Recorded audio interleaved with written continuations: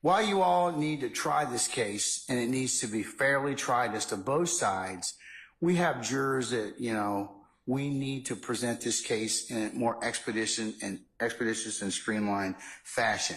And this is just part of when I ask you to do something, please do it timely. And this is a problem. But we're going to come back to this, all right? So that's part of the challenge in this case. We started out with some 700 witnesses. We came down to 400. State says, well, we got about 200 and thereabouts. And that's kind of what I was going to inquire about today. So I'm going to come back to that in just a second. But I've also, to let you all kind of handle your business, I provided you several administrative days, which I've invited and directed counsel to iron out any preliminary issues that the court may have to take up beforehand, and file suitable motions so that you all can have this before me, and then I can kind of, okay, we got to take up 2 or 3, we've heard these phone calls. There are some issues that kind of came out with that. It's going to take a day. Then I don't bring this jurors back yet for another day, or we plan on it, and then we can take up that. So that has been a challenge, and it's caused a lot of start and stops with our case. So, so to that event, what I am going to do is I'm going to initiate the following, and I'm going to put it in an administrative order. And here's what I'm going to do. On Mondays, Thursdays, and Fridays, we're going to start at 8:45. I'm going to reclaim a little bit of time. So if you need to take up anything, we'll go ahead and take it up before a jury gets here. That's number 1. There's 5 things I'm going to implement.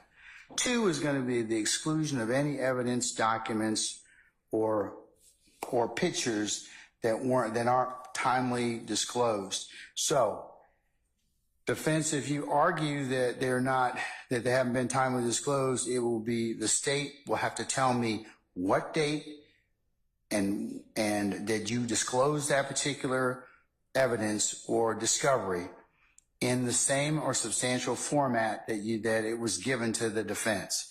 So, because what I'm having is I'm getting, well, the state changes it or expands it or just comes into possession of it. So if it hadn't been disclosed already, you tell me, for example, we gave that to the defense on April the 15th of 2023. And you can show me that it has been in fact filed that day, then we'll proceed. If not, I have remedies. The remedy, I'll exclude it, or I'm going to excuse the jurors on the spot, and they're gonna come back the next day, and we're gonna work to resolve that. But I'm not gonna have them sitting here every day, and then they're gonna, of course, make certain judgments for themselves. I'm not gonna say anything, but I told you that the biggest thing that jurors complain about is having us to sit back there.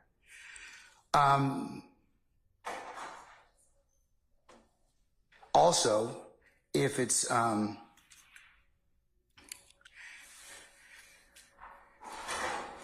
so number 2 is I'm going to start excluding stuff that if it's changed from discovery, hasn't been disclosed in discovery, or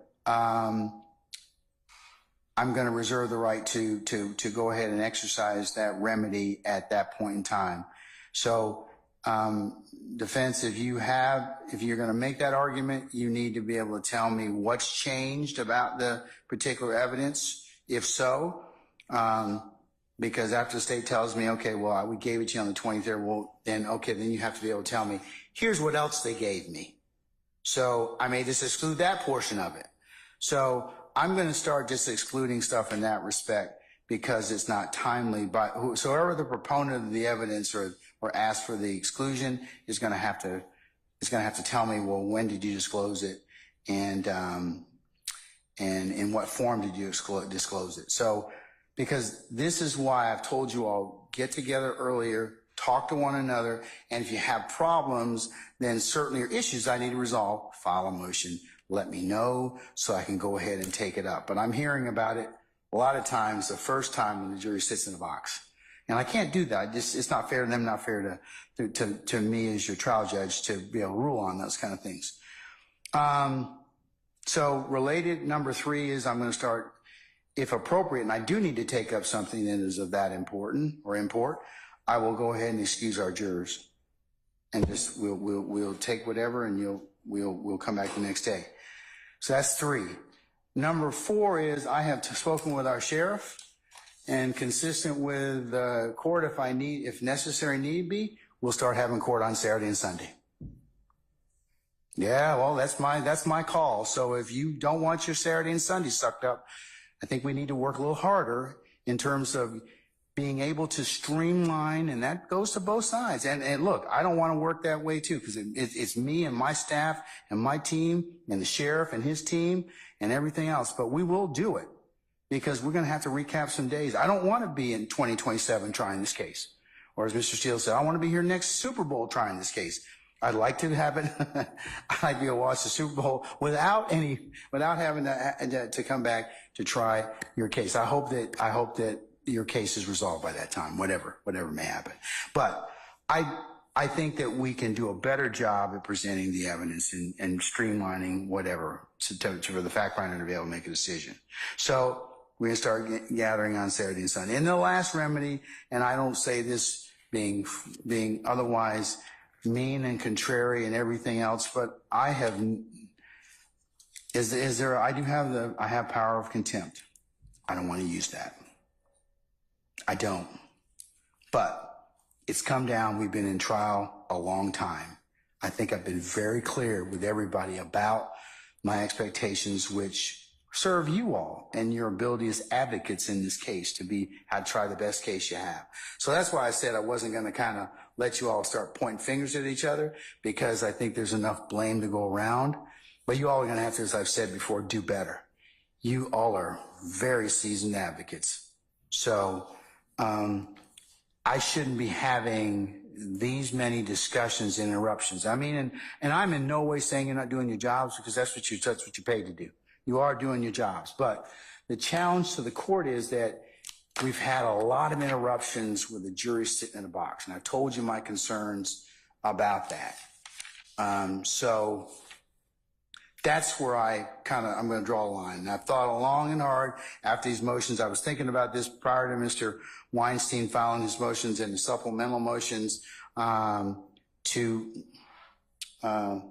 limit the witnesses. But I have to do something that will at least make us or force us to go ahead and make sure that we can present a case to the jury that is more streamlined and not stops and starts. I mean, if we get 2 or 3 hours a day, we're doing good, because we had so much interruption. And a lot of that interruption was needless. It could have been taken up much earlier. So that's where I am at this point in time.